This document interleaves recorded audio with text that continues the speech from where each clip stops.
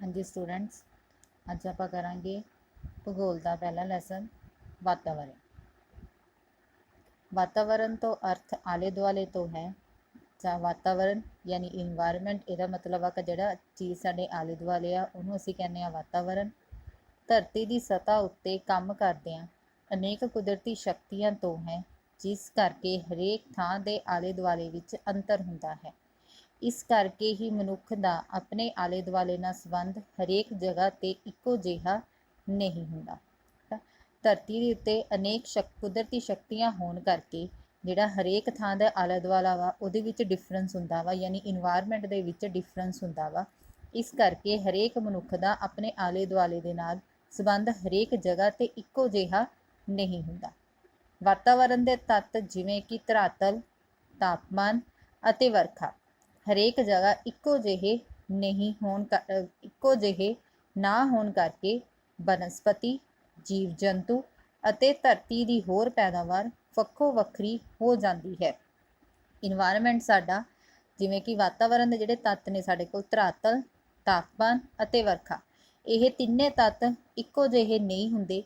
इन्हां तिन्नां तत्तां दा इक्को जिहा ना होण करके जिहड़ी साडी बनस्पति आ, जीव जंतु आ जां धरती की होर पैदावार वा वो भी इक्को जिही नहीं हुंदी। इन्हां तत्तां सदका मनुखी काम धंधे भी बदल जाते हैं। जिवें महाद्वीप उत्ते रहन वाले मनुख आम करके खेतीबाड़ी, पशु पालना अते जंगलों नाल संबंधित धंधियां अते समुंदर के कंढियां जां टापूआं ते वसनीक मच्छियां फड़न के काम विच रुझे होए हुंदे हन।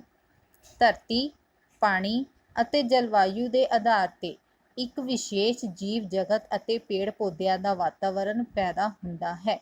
मनुख वांग पेड़ पौधे अते जीवन भी अपने वातावरण ते निर्भर ते आधारित हुंदे हन, जिसनूं हैबिटेट जां आवास कहंदे हन। इत्थों दा सब तो पहला वैरी शॉर्ट क्वेश्चन आ सकता वा कि आवास किसनूं आखदे हन। ठीक है, यानी मनुख की तरह जिहड़े पेड़ पौधे आ वो भी अपने वातावरण ते निर्भर रहंदे हन ते उहनूं की कहंदे ने आवास। धरती दे भूमध खेतरी भागां नूं भावें संघले जंगलां करके जाणिया जांदा है, फिर भी महाद्वीपां दे विचकारले खुश्क भागां विच केवल घाह ही पैदा हुंदा है। धरती दे ध्रुवी भाग सਦੀवी बर्फ नाल ढके होण करके मनुख अते जंगलां तो वांझे हुंदे हन। यानी धरती दे भूमध खेतरी भाग संघले जंगलां करके नूं जाणिया जांदा वा ते महाद्वीप दे विचकारले खुश्क भागां विच सिर्फ घाह ही पैदा हुंदी है। धरती के जिहड़े ध्रुवी भाग आ वो ज़्यादातर बर्फ नाल ढके होण करके मनुख अते जंगलों तो वांझे हुंदे हन। भौं, पानी, हवा अते सूरज की गर्मी धरती ते हर प्रकार की जूनी नूं जन्म दिंदी है। जिथे इन्हां सारे तत्तां दा आपसी मेल हुंदा है, उत्थे ही यह संभव है। इस तालमेल खंड नूं जीव मंडल यानी बायोस्फीयर आखदे हन। ये भी तुहानूं वैरी शॉर्ट क्वेश्चन दे विच आ सकदा कि जीव मंडल किसनूं आखदे हन, जिथे पानी, हवा, सूरज की गर्मी, ठीक है, इन्हां सारियां दा मेल होवे, इन्हां सारियां दे मेल नूं आपां कहंदे आ जीव मंडल। नैक्सट आंदा साडे कोल बदलदा वातावरण। धरती की सतह उत्ते वातावरण सदा ही बदलता रहता है, क्योंकि इसके सारे तत्त बदलते रहते हैं। यह तब्दीली छेती अते हौली होने वालियां दोवां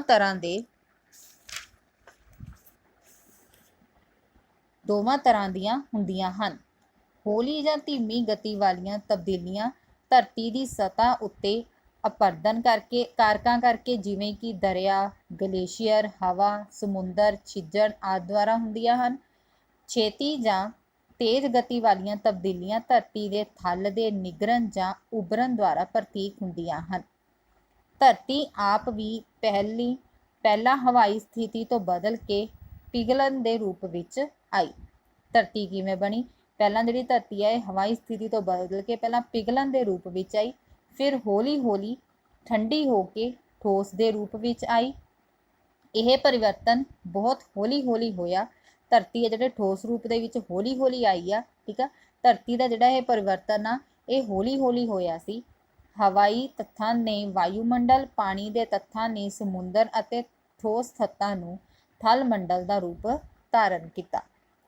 ਮਨੁੱਖ ਨੇ ਆਪ ਵੀ ਖੇਤੀ ਕਰਨ ਲਈ ਜੰਗਲ ਕੱਟ ਕੇ ਅਤੇ ਰਹਿਣ ਲਈ ਸ਼ਹਿਰ ਬਣਾ ਕੇ ਧਰਤੀ ਦੀ ਸਤ੍ਹਾ ਉੱਤੇ ਵੱਡੇ ਤੌਰ 'ਤੇ ਪਰਿਵਰਤਨ ਲਿਆਂਦਾ। ਮਨੁੱਖ ਨੇ ਕੀ ਕੀਤਾ? ਖੇਤੀ ਕਰਨ ਦੇ ਲਈ ਉਹਨਾਂ ਨੇ ਜੰਗਲਾਂ ਨੂੰ ਨਾਸ਼ ਕਰਤਾ, ਯਾਨੀ ਜੰਗਲਾਂ ਨੂੰ ਕੱਟਤਾ ਅਤੇ ਰਹਿਣ ਦੇ ਲਈ ਉੱਥੇ ਜਗ੍ਹਾ ਬਣਾ ਲਈ, ਅਤੇ ਇਸ ਕਰਕੇ ਜਿਹੜੀ ਧਰਤੀ ਦੇ ਉੱਤੇ ਬਹੁਤ ਵੱਡਾ ਪਰਿਵਰਤਨ ਆਇਆ। ਦਰਿਆਵਾਂ ਉੱਤੇ ਬੰਨ੍ਹ ਬਣਾ ਕੇ ਅਤੇ ਉਹਨਾਂ ਦੇ ਪਾਣੀ ਨੂੰ ਨਹਿਰਾਂ ਦੁਆਰਾ ਖੁਸ਼ਕ ਮਾਰੂਥਲਾਂ ਵਿੱਚ ਸਿੰਚਾਈ ਲਈ ਵਰਤਿਆ ਜਾਣ ਲੱਗਿਆ, ਜਿਸ ਨਾਲ ਹਰਿਆਲੀ ਲਿਆਂਦੀ। ਇਸ ਕਰਕੇ ਉੱਥੋਂ ਦੀ ਪ੍ਰਸਥਿਤੀ ਹੁਣ ਬਿਲਕੁਲ ਹੀ ਬਦਲ ਗਈ ਹੈ। ਭਾਰਤ ਵਿੱਚ ਥਾਰ ਮਾਰੂਥਲ ਦੇ ਕਈ ਭਾਗ ਬਹੁਤ ਹੱਦ ਤੱਕ ਹੁਣ ਖੁਸ਼ਕ ਅਤੇ ਬੰਜਰ ਖੇਤ ਨਹੀਂ ਰਹੇ। ਠੀਕ ਹੈ, ਕਿਉਂਕਿ ਤਾਂ ਨਹੀਂ ਰਹੇ ਹੈਗੇ ਕਿਉਂਕਿ ਹੁਣ ਸਿੰਚਾਈ ਵਾਸਤੇ ਦਰਿਆਵਾਂ ਦਾ ਜਿਹੜਾ ਪਾਣੀ ਆ ਉਹ ਬੰਨ੍ਹ ਬਣਾ ਕੇ ਖੇਤਾਂ ਦੇ ਵਿੱਚ ਉਹ ਸੁੱਟਣਾ ਸ਼ੁਰੂ ਕਰਤਾ, ਜਿਹਦੇ ਕਰਕੇ ਹਰਿਆਲੀ ਲਿਆਂਦੀ। ਹੁਣ ਹਰਿਆਲੀ ਆਉਣ ਦੇ ਕਰਕੇ ਭਾਰਤ ਦੇ ਕੁਝ ਜਿਹੜੇ ਖੇਤਰ ਨੇ ਹੁਣ ਨਾ ਤਾਂ ਉਹ ਖੁਸ਼ਕ ਨੇ ਅਤੇ ਨਾ ਹੀ ਹੁਣ ਉਹ ਬੰਜਰ ਨੇ। ਅਜਿਹਾ ਸੰਸਾਰ ਦੇ ਹੋਰ ਭਾਗਾਂ ਜਿਵੇਂ ਸਿੰਧ ਘਾਟੀ, ਨੀਲ ਘਾਟੀ ਅਤੇ ਹਵਾਂਗ ਹੋ ਘਾਟੀ ਦੇ ਵਿੱਚ ਵੀ ਹੋਇਆ ਹੈ। ਖਣਿਜ ਅਤੇ ਉਦਯੋਗਿਕ ਖੇਤਰਾਂ ਦਾ ਵਿਕਾਸ ਕਰਦਿਆਂ ਹੋਇਆਂ ਵੀ ਮਨੁੱਖ ਨੇ ਧਰਤੀ ਉੱਤੇ ਵਧੇਰੇ ਪਰਿਵਰਤਨ ਲਿਆਂਦੇ। ਠੀਕ ਆ, ਖਣਿਜ ਤੇ ਉਦਯੋਗਿਕ ਖੇਤਰਾਂ ਦਾ ਵੀ ਵਿਕਾਸ ਕੀਤਾ। ਇਹਨਾਂ ਦੇ ਵਿਕਾਸ ਹੋਣ ਦੇ ਕਾਰਨ ਸਾਡੀ ਧਰਤੀ ਉੱਤੇ ਬਹੁਤ ਪਰਿਵਰਤਨ ਆਇਆ। ਇਸ ਕਰਕੇ ਕੁਦਰਤੀ ਅਤੇ ਮਨੁੱਖੀ ਤੱਥਾਂ ਵਿਚਕਾਰ ਘਣਾ ਸੰਬੰਧ ਹੈ। ਵਰਤਮਾਨ ਸਭਿਅਤਾ ਕੁਦਰਤੀ ਅਤੇ ਮਨੁੱਖੀ ਤੱਤਾਂ ਵਿਚਕਾਰ ਲੜੀਵਾਰ ਅਤੇ ਲਗਾਤਾਰ ਤਾਲਮੇਲ ਦਾ ਸਿੱਟਾ ਹੈ। ਵਾਤਾਵਰਣ ਦੇ ਅੰਸ਼। ਧਰਤੀ ਦੇ ਸਮੁੱਚੇ ਵਾਤਾਵਰਣ ਦੀ ਰਚਨਾ ਨੂੰ ਚੰਗੀ ਤਰ੍ਹਾਂ ਸਮਝਣ ਲਈ ਧਰਤੀ ਦੇ 4 ਮੰਡਲ, ਹੁਣ ਧਰਤੀ ਦੇ ਵਿੱਚ ਆਪਣੇ ਕੋਲ 4 ਮੰਡਲ ਨੇ: ਵਾਯੂਮੰਡਲ, ਥਲ ਮੰਡਲ, ਜਲ ਮੰਡਲ ਅਤੇ ਜੀਵ ਮੰਡਲ। ਠੀਕ ਆ, ਇਹ ਕਾਮਨ ਸੈਂਸ ਵਿੱਚ ਆਪਾਂ ਨੂੰ ਯਾਦ ਹੋਣਾ ਚਾਹੀਦਾ ਵਾ ਕਿ ਆਪਣੇ ਕੋਲ 4 ਮੰਡਲ ਆਉਂਦੇ ਨੇ: ਵਾਯੂਮੰਡਲ, ਥਲ ਮੰਡਲ, ਜਲ ਮੰਡਲ ਅਤੇ ਜੀਵ ਮੰਡਲ ਬਾਰੇ ਵਧੇਰੇ ਗਿਆਨ ਪ੍ਰਾਪਤ ਕਰਨਾ ਜ਼ਰੂਰੀ ਹੈ। ਇਹਨਾਂ ਬਾਰੇ ਵਿਸਥਾਰ ਨਾਲ ਅਸੀਂ ਪੁਸਤਕ ਦੇ ਅਗਲੇ ਪਾਠ ਵਿੱਚ ਪੜ੍ਹਾਂਗੇ। ਇਹਨਾਂ ਮੰਡਲਾਂ ਬਾਰੇ ਤੁਸੀਂ 6ਵੀਂ ਸ਼੍ਰੇਣੀ ਵਿੱਚ ਵੀ ਪੜ੍ਹਿਆ ਹੈ। ਦੇਖੋ ਨੀਚੇ ਡਾਇਗਰਾਮ ਬਣਾਇਆ ਹੋਇਆ ਵਾ ਜਿਹਦੇ ਵਿੱਚ ਆਪਾਂ ਨੂੰ 4 ਮੰਡਲਾਂ ਬਾਰੇ ਦੱਸਿਆ ਵਾ। ਸੂਰਜ, ਇਹ ਵਾਲਾ ਵਾ ਸਾਰਾ ਤੁਹਾਡਾ ਵਾਯੂਮੰਡਲ। ਨੀਚੇ ਦਿੱਤਾ ਹੋਇਆ ਜੀਵ ਮੰਡਲ, ਇਹ ਵਾ ਤੁਹਾਡਾ ਥਲ ਮੰਡਲ। ਨੈਕਸਟ ਆ ਗਿਆ ਤੁਹਾਡੇ ਕੋਲ ਜਲ ਮੰਡਲ। ਠੀਕ ਹੈ, 4 ਮੰਡਲ ਆਪਾਂ ਨੂੰ ਜਿਹੜੇ ਦੱਸੇ ਸੀ, ਇਹ 4 ਮੰਡਲ ਆਪਾਂ ਨੂੰ ਡਾਇਗਰਾਮ ਦੇ ਵਿੱਚ ਸ਼ੋ ਕੀਤੇ ਹੋਏ ਨੇ। ਹੁਣ ਇਹਨਾਂ 4 ਮੰਡਲਾਂ ਨੂੰ ਆਪਾਂ ਵਿਸਥਾਰ ਦੇ ਵਿੱਚ ਪੜ੍ਹਾਂਗੇ ਕਿ ਆਪਣੇ ਕੋਲ ਵਾਯੂਮੰਡਲ ਕੀ ਹੁੰਦਾ, ਜੀਵ ਮੰਡਲ ਕੀ ਆ, ਥਲ ਮੰਡਲ ਕੀ ਆ ਤੇ ਜਲ ਮੰਡਲ ਕੀ ਆ। ਨੈਕਸਟ ਸਭ ਤੋਂ ਫਸਟ ਆ ਰਿਹਾ ਵਾ ਵਾਯੂਮੰਡਲ। ਧਰਤੀ ਹਵਾ ਦੇ ਗਿਲਾਫ ਯਾਨੀ ਪਰਤ ਨਾਲ ਘਿਰੀ ਹੋਈ ਹੈ। ਇਸ ਹਵਾਈ ਗਿਲਾਫ ਦਾ ਨਾਂ ਵਾਯੂਮੰਡਲ ਹੈ। ਸੂਰਜ ਪਰਿਵਾਰ ਦੇ ਹੋਰ ਗ੍ਰਹਿਆਂ ਜਿਵੇਂ ਬੁੱਧ ਗ੍ਰਹਿ ਤੇ ਉਪਗ੍ਰਹਿ ਨੂੰ ਛੱਡ ਕੇ ਦੇ ਦੁਆਲੇ ਵੀ ਵਾਯੂਮੰਡਲ ਹਨ। ਠੀਕ ਹੈ, ਸੂਰਜ ਦੇ 2 ਗ੍ਰਹਿ ਬੁੱਧ ਗ੍ਰਹਿ ਤੇ ਉਪਗ੍ਰਹਿ ਨੂੰ ਛੱਡ ਕੇ ਬਾਕੀ ਸਾਰਿਆਂ ਦੇ ਆਲੇ ਦੁਆਲੇ ਵਾਯੂਮੰਡਲ ਆ। ਭਾਵੇਂ ਧਰਤੀ ਦੇ ਦੁਆਲੇ ਇਹ ਹਵਾ ਦਾ ਗਿਲਾਫ ਲਗਭਗ 16 ਕਿਲੋਮੀਟਰ ਤੱਕ ਹੈ, ਪਰ 99% ਹਵਾ 32 ਕਿਲੋਮੀਟਰ ਤੱਕ ਦੇ ਘੇਰਿਆਂ ਵਿੱਚ ਹੀ ਹੈ। ਧਰਤੀ ਦੀ ਸਤ੍ਹਾ ਉੱਤੇ ਹਵਾ ਦਾ ਗਿਲਾਫ ਜ਼ਮੀਨ ਅਤੇ ਪਾਣੀ ਨਾਲ ਮਿਲ ਕੇ ਜੀਵ ਜਗਤ ਅਤੇ ਪੇੜ ਪੌਦਿਆਂ ਦੀ ਉਤਪਤੀ ਅਤੇ ਪਾਲਣ ਪੋਸ਼ਣ ਦਾ ਕਾਰਜ ਕਰਦਾ ਹੈ। ਵਾਯੂਮੰਡਲ ਦੇ ਅੰਸ਼ਾਂ ਵਿੱਚ ਤਾਪਮਾਨ, ਨਮੀ, ਵਾਯੂ ਦਾਬ ਆਦਿ ਧਰਤੀ ਉੱਤੇ ਕੁਦਰਤੀ ਵਾਤਾਵਰਣ ਨੂੰ ਪ੍ਰਭਾਵਿਤ ਕਰਦੇ ਹਨ। ਵਾਤਾਵਰਣ ਦੇ ਅੰਸ਼ਾਂ ਵਿੱਚੋਂ ਵਾਯੂਮੰਡਲ ਵਿੱਚ ਸਭ ਤੋਂ ਵੱਧ ਅਦਲਾ ਬਦਲੀ ਹੁੰਦੀ ਹੈ। ਠੀਕ ਆ, ਵਾਤਾਵਰਣ ਦੇ ਵਿੱਚ ਸਾਨੂੰ ਜਿਹੜੇ 4 ਮੰਡਲ ਦੱਸੇ ਸੀਗੇ, ਉਹਨਾਂ 4 ਮੰਡਲਾਂ ਦੇ ਵਿੱਚੋਂ ਵਾਯੂਮੰਡਲ ਦੇ ਵਿੱਚ ਸਭ ਤੋਂ ਵੱਧ ਚੇਂਜਿਸ ਆਉਂਦੀਆਂ ਨੇ। ਕਲੀਅਰ ਆ। ਹੁਣ ਜਿਵੇਂ ਸਾਨੂੰ ਆਹ ਡਾਇਗਰਾਮ ਸ਼ੋ ਕੀਤਾ ਹੋਇਆ ਵਾ, ਇਸ ਡਾਇਗਰਾਮ ਦੇ ਵਿੱਚ ਦੇਖੋ ਇਹ ਧਰਤੀ ਆ ਜਿਹਦੇ ਵਿੱਚ ਸਭ ਤੋਂ ਵੱਧ ਭਾਗ ਸਾਡੇ ਕੋਲ ਜਲ ਆ ਤੇ ਸਭ ਤੋਂ ਘੱਟ ਭਾਗ ਸਾਡੇ ਕੋਲ ਥਲ ਆ। ਯਾਨੀ 71% ਸਾਡੇ ਕੋਲ ਪਾਣੀ ਆ, 29% ਸਾਡੇ ਕੋਲ ਥਲ ਭਾਗ ਦੇ ਵਿੱਚ ਆ। ਨੈਕਸਟ ਪੁਆਇੰਟ ਆਉਂਦਾ ਵਾ ਥਲ ਮੰਡਲ। ਧਰਤੀ ਦੀ ਸਤ੍ਹਾ ਪਾਣੀ ਅਤੇ ਜ਼ਮੀਨ ਦੀ ਬਣੀ ਹੋਈ ਹੈ। ਜਿਹੜੀ ਧਰਤੀ ਆ ਜ਼ਿਆਦਾਤਰ ਪਾਣੀ, ਜਿਹੜੀ ਸਤ੍ਹਾ ਵਾ ਉਹਦੀ ਪਾਣੀ ਤੇ ਜ਼ਮੀਨ ਦੀ ਬਣੀ ਹੋਈ ਹੈ, ਜਿਸ ਦੇ 71% ਭਾਗ ਪਾਣੀ ਅਤੇ 29% यानी 29% ਵਿੱਚ ਜ਼ਮੀਨ ਹੈ। ਧਰਤੀ ਦਾ 2/3 ਜ਼ਮੀਨੀ ਭਾਗ ਉੱਤਰੀ ਗੋਲਾਰਧ ਵਿੱਚ ਹੈ। ਧਰਤੀ ਦੇ ਬਾਹਰੇ ਠੋਸ ਚਾਪੜ ਦੀ ਜਿਹੜੀ ਮੋਟਾਈ ਆ 80 ਤੋਂ 100 ਕਿਲੋਮੀਟਰ ਹੈ। ਇਹ ਮੋਟਾਈ ਹਰ ਜਗ੍ਹਾ ਤੇ ਇੱਕੋ ਜਿਹੀ ਨਹੀਂ ਹੈ। ਇਹ ਮੋਟਾਈ ਜ਼ਮੀਨੀ ਭਾਗਾਂ ਵਿੱਚ ਵੱਧ ਅਤੇ ਸਮੁੰਦਰੀ ਭਾਗਾਂ ਵਿੱਚ ਘੱਟ ਹੈ। ਜਿਹੜੀ ਇਹਦੇ ਬਾਹਰਲੀ ਠੋਸ ਦੀ ਜਿਹੜੀ ਮੋਟਾਈ ਆ, ਇਹ ਜਿਹੜੀ ਮੋਟਾਈ ਆ ਜ਼ਮੀਨ ਉੱਤੇ ਜ਼ਿਆਦਾ ਵਾ ਤੇ ਸਮੁੰਦਰੀ ਭਾਗ ਦੇ ਵਿੱਚ ਇਹ ਮੋਟਾਈ ਘੱਟ ਆ। ਧਰਤੀ ਦੀ ਧਰਤ ਕਈ ਪ੍ਰਕਾਰ ਦੀਆਂ ਚਟਾਨਾਂ ਦੀ ਬਣੀ ਹੋਈ ਹੈ। ਧਰਤੀ ਦੇ ਚਾਪੜ ਤੋਂ ਦੂਰ ਅੰਦਰੂਨੀ ਭਾਗਾਂ ਤੱਕ ਧਰਤੀ ਨੂੰ 3 ਭਾਗਾਂ ਵਿੱਚ ਵੰਡਿਆ ਜਾਂਦਾ ਹੈ। ਹੁਣ ਅੱਗੇ ਜਿਹੜੀ ਧਰਤੀ ਆ ਉਹਨੂੰ ਫਰਦਰ 3 ਪਾਰਟਸ ਦੇ ਵਿੱਚ ਡਿਵਾਈਡ ਕੀਤਾ ਵਾ। ਧਰਤੀ ਸਮੁੱਚੇ ਤੌਰ ਤੇ ਧਰਤੀ ਦੇ 3 ਖੋਲ ਹਨ। ਧਰਤੀ ਦਾ ਚਾਪੜ, ਮੈਟਲ ਤੇ ਕੇਂਦਰੀ ਭਾਗ। ਇਹ ਤੁਹਾਨੂੰ ਲੌਂਗ ਦੇ ਵਿੱਚ ਵੀ ਆਇਆ ਹੋਇਆ ਵਾ, ਫਰਦਰ ਇਹ ਸ਼ਾਰਟ ਦੇ ਕੁਐਸਚਨ ਦੇ ਵਿੱਚ ਵੀ ਆਇਆ ਹੋਇਆ ਵਾ ਕਿ ਧਰਤੀ ਦੇ 3 ਭਾਗ ਜਿਹੜੇ ਵੰਡੇ ਆ ਤੇ ਤਿੰਨੇ ਭਾਗ ਕਿਹੜੇ ਆ। ਦੇਖੋ, ਸਭ ਤੋਂ ਉੱਪਰਲੀ ਪਰਤ ਨੂੰ ਸਿਆਲ ਆਖਦੇ ਹਨ, ਜੋ ਕਿ ਵਧੇਰੇ ਕਰਕੇ ਸਿਲੀਕੌਨ ਅਤੇ ਐਲੂਮੀਨੀਅਮ ਦੀ ਬਣੀ ਹੋਈ ਹੈ। ਧਰਤੀ ਦੀ ਜਿਹੜੀ ਸਭ ਤੋਂ ਉੱਪਰਲੀ ਪਰਤ ਆ ਉਹਨੂੰ ਸਿਆਲ ਕਹਿੰਦੇ ਨੇ। ਇਹ 2 ਤੱਤਾਂ ਨਾਲ ਬਣੀ ਆ, ਇੱਕ ਤਾਂ ਸਿਲੀਕੌਨ ਦੇ ਨਾਲ ਤੇ ਦੂਸਰੀ ਐਲੂਮੀਨੀਅਮ ਦੇ ਨਾਲ। ਠੀਕ ਆ, ਇਹਦੇ ਵਿੱਚ 2 ਤੱਤ ਆਉਂਦੇ ਆ, Si ਸਿਲੀਕੌਨ ਆ, Al ਐਲੂਮੀਨੀਅਮ। ਦੂਜਾ ਆਉਂਦਾ ਵਾ ਵਿਚਕਾਰਲਾ ਭਾਗ। ਵਿਚਕਾਰਲੇ ਭਾਗ ਨੂੰ ਸੀਮਾ, ਜਿਸ ਵਿੱਚ ਵਧੇਰੇ ਤੱਤ ਸਿਲੀਕੌਨ ਤੇ ਮੈਗਨੀਸ਼ੀਅਮ ਹੁੰਦੇ ਹਨ। ਠੀਕ ਆ, ਧਰਤੀ ਦਾ ਜਿਹੜਾ ਸੈਂਟਰ ਵਾਲਾ ਪੋਰਸ਼ਨ ਆ ਉਹਨੂੰ ਕਹਿੰਦੇ ਆ ਆਪਾਂ ਸੀਮਾ, ਜਿਹਦੇ ਵਿੱਚ 2 ਤੱਤ ਨੇ, ਇੱਕ ਤਾਂ ਸਿਲੀਕੌਨ ਆ, ਦੂਜਾ ਤੱਤ ਆ ਮੈਗਨੀਸ਼ੀਅਮ ਦਾ। Si silicone, Mg magnesium. ਸਭ ਤੋਂ ਅੰਦਰੂਨੀ ਭਾਗ ਨੂੰ ਨਾਈਫ ਆਖਦੇ ਹਨ, ਜਿਸ ਵਿੱਚ ਨਿਕਲ ਅਤੇ ਲੋਹੇ ਦੇ ਤੱਤ ਹੁੰਦੇ ਹਨ। ਠੀਕ ਆ, ਧਰਤੀ ਦਾ ਜਿਹੜਾ ਸਭ ਤੋਂ ਅੰਦਰੂਨੀ ਭਾਗ ਆ, ਬਰੀਕ ਭਾਗ ਆ ਜਿਹੜਾ, ਉਹਨੂੰ ਕਹਿੰਦੇ ਆ ਆਪਾਂ ਨਾਈਫ। ਇਹਦੇ ਵਿੱਚ 2 ਤੱਤ ਨੇ, ਇੱਕ ਤਾਂ ਨਿਕਲ ਤੇ ਦੂਸਰਾ ਵਾ ਲੋਹਾ। Ni ਨਿਕਲ, Fe ਲੋਹਾ। ਠੀਕ ਆ, ਨੈਕਸਟ ਆਉਂਦਾ ਵਾ ਹੁਣ ਸਾਡੇ ਕੋਲ ਜਲ ਮੰਡਲ। ਧਰਤੀ ਦੇ ਪਾਣੀ ਨਾਲ ਢਕੇ ਭਾਗ ਨੂੰ ਜਲ ਮੰਡਲ ਆਖਦੇ ਹਨ। ਜਲ ਮੰਡਲ ਨੇ ਵੱਡੇ ਅਤੇ ਛੋਟੇ ਸਮੁੰਦਰੀ ਖਾੜੀ, ਸਾਗਰਾਂ, ਝੀਲਾਂ ਆਦਿ ਦੀ ਸ਼ਕਲ ਵਿੱਚ ਵਧੇਰੇ ਵੱਡਾ ਖੇਤਰ ਘੇਰਿਆ ਹੋਇਆ ਹੈ। ਇਹ ਆਪਾਂ ਸਟਾਰਟਿੰਗ ਦੇ ਵਿੱਚ ਹੀ ਪੜ੍ਹਿਆ ਵਾ ਕਿ ਸਾਡੀ ਧਰਤੀ ਦੇ ਉੱਤੇ ਜਿਹੜਾ ਜਲ ਮੰਡਲ ਆ ਉਹ ਜ਼ਿਆਦਾ ਵਾ ਤੇ ਥਲ ਮੰਡਲ ਆ ਉਹ ਘੱਟ ਵਾ। ਘੇਰਿਆ ਹੋਇਆ ਹੈ। ਧਰਤੀ ਨੂੰ ਪਾਣੀ ਗ੍ਰਹਿ ਵੀ ਆਖਦੇ ਹਨ, ਕਿਉਂਕਿ ਸਮੁੰਦਰ ਦੀ ਸਤਹ ਦਾ 71% ਭਾਗ ਪਾਣੀ ਨੇ ਮੱਲਿਆ ਹੋਇਆ ਹੈ। ਧਰਤੀ ਉੱਤੇ 5 ਮਹਾਸਾਗਰਾਂ, ਅਨੇਕਾਂ ਸਮੁੰਦਰਾਂ, ਦਰਿਆ, ਝੀਲਾਂ ਆਦਿ ਕਈ ਪਿੰਡ ਹਨ। ਧਰਤੀ ਦੇ ਪਾਣੀ ਖੇਤਰ ਅਨੇਕਾਂ ਸ਼ਕਤੀਆਂ ਦੁਆਰਾ ਬਣਾਏ ਡੂੰਘੇ ਖੇਤਰ ਹਨ। ਧਰਤੀ ਦਾ ਧਰਾਤਲ ਸਮੁੰਦਰ ਤਲ ਤੋਂ ਉੱਚਾ ਹੁੰਦਾ ਹੈ।